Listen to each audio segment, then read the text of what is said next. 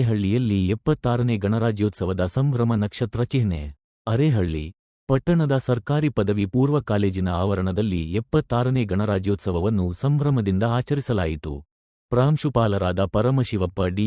M ರವರು ಧ್ವಜಾರೋಹಣವನ್ನು ನೆರವೇರಿಸಿದ ನಂತರ ನೆರೆದಿದ್ದ ಪಟ್ಟಣದ ವಿವಿಧ ಶಾಲೆಯ ವಿದ್ಯಾರ್ಥಿಗಳು ರಾಷ್ಟ್ರದ ಮಹಾನ್ ನಾಯಕರುಗಳ ಭಾವಚಿತ್ರವನ್ನು ಹಿಡಿದು ವಾದ್ಯಗೋಷ್ಠಿಗಳೊಂದಿಗೆ ಪ್ರಮುಖ ಬೀದಿಗಳಲ್ಲಿ ಮೆರವಣಿಗೆ ನಡೆಸಿದರು.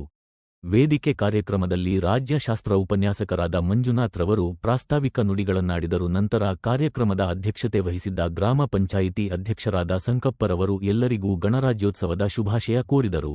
ಈ ವೇಳೆ ಸಿಬಿಸಿ ಉಪಾಧ್ಯಕ್ಷರಾದ ವಿಜಯರಾಜ್ ಗಣರಾಜ್ಯೋತ್ಸವದ ಪ್ರಮುಖ ಅಂಶಗಳನ್ನು ಕುರಿತು ಮಾತನಾಡಿದರು. ವೇದಿಕೆ ಕಾರ್ಯಕ್ರಮ ಮುಗಿದ ಬಳಿಕ ವಿವಿಧ ಶಾಲೆಯ ವಿದ್ಯಾರ್ಥಿಗಳು ದೇಶ ಪ್ರೇಮ ಗೀತೆಗಳಿಗೆ ನೃತ್ಯ ಮಾಡುವ ಮೂಲಕ ನೆರೆದಿದ್ದವರನ್ನು ಮನರಂಜಿಸಿದರು.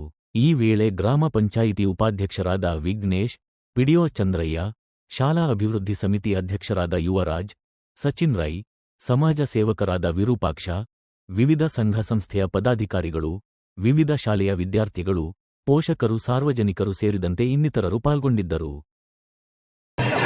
ಕನ್ಯಾಕುಮಾರಿಯಿಂದ ಕಾಶ್ಮೀರದವರೆಗೂ ಈ ಒಂದು ಕಾರ್ಯಕ್ರಮ ನಡೀತಾ ಇದೆ. ಇದನ್ನ ಯಾಕೆ ನಡೆಸ್ತಾ ಇದ್ದಾರೆ ಅಂತಕ್ಕಂಥದ್ರ ವಿಚಾರನೂ ಸಹ ನಮ್ಮ ಮಂಜುನಾಥ್ ಸರ್ ಅವರು ತಮ್ಮ ಮುಂದಿಟ್ಟಿದ್ದಾರೆ.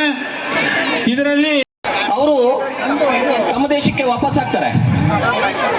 ಇಂತಹ ಸಂದರ್ಭದಲ್ಲಿ ನಮ್ಮ ದೇಶದ ಆಡಳಿತವನ್ನ ಮಾಡಿಕೊಳ್ಳೋದಿಕ್ಕೆ ಭಾರತೀಯರಿಗೆ ತಮ್ಮದೇ ಆದಂತ ಒಂದು ಸಂವಿಧಾನದ ರಚನೆ ಆಗಬೇಕಾಗಿರುತ್ತೆ. ಆ ಸಂವಿಧಾನ ರಚನೆಯ ನಂತರದಲ್ಲಿ ನಾವು ನಮ್ಮ ಚುನಾವಣೆಗಳನ್ನು ನಡೆಸಬೇಕಾಗುತ್ತೆ. ಆ ನಂತರದಲ್ಲಿ ಭಾರತದ ರಾಜಕೀಯ ವ್ಯವಸ್ಥೆ ಪ್ರಾರಂಭ ಆಗಬೇಕಾಗಿರುತ್ತೆ. ಇದಕ್ಕೆ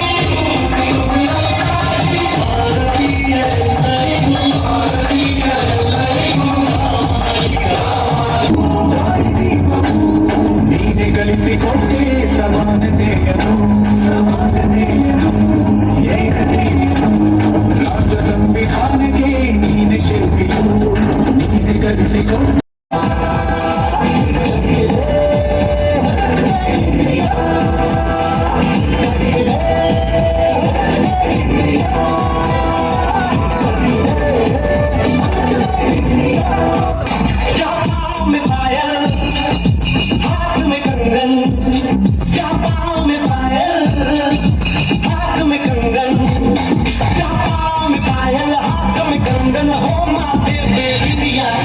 It happens on